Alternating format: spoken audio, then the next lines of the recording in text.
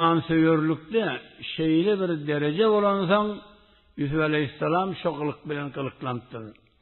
Ini bizim Peygamberimiz şu hakta şu hadisi fermayış ediyor. "Ez-zayfu ya'ti bi rizqih ve yertahilu bi zunubil kavmi yumahhisu anhum zunubahum." Miman gelenine öz rızkı bilen gelýändir.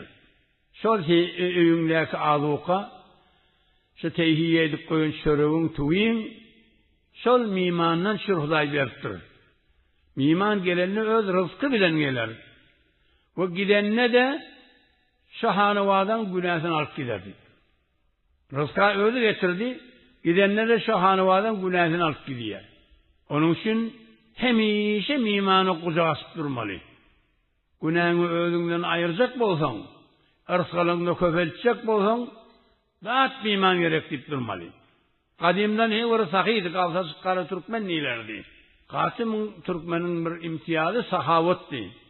Hatta Abdülkadir Ahun dövrekten gelen bir imanla, ben nazarıma iki tayfa, iki zattan necat tapya ahirette deyiptir da.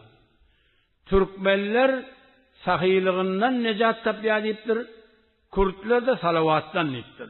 Ola salavat-ı kânaydı yani. İnna açık bolyanım, bu zamanla Türkmenlerimiz bayıydı mı? İnnim imanın bidarı.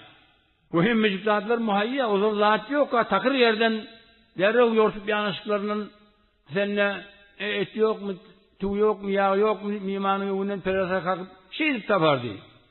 İnni içerisinde bol zatın biçirmeni yaltan yanına.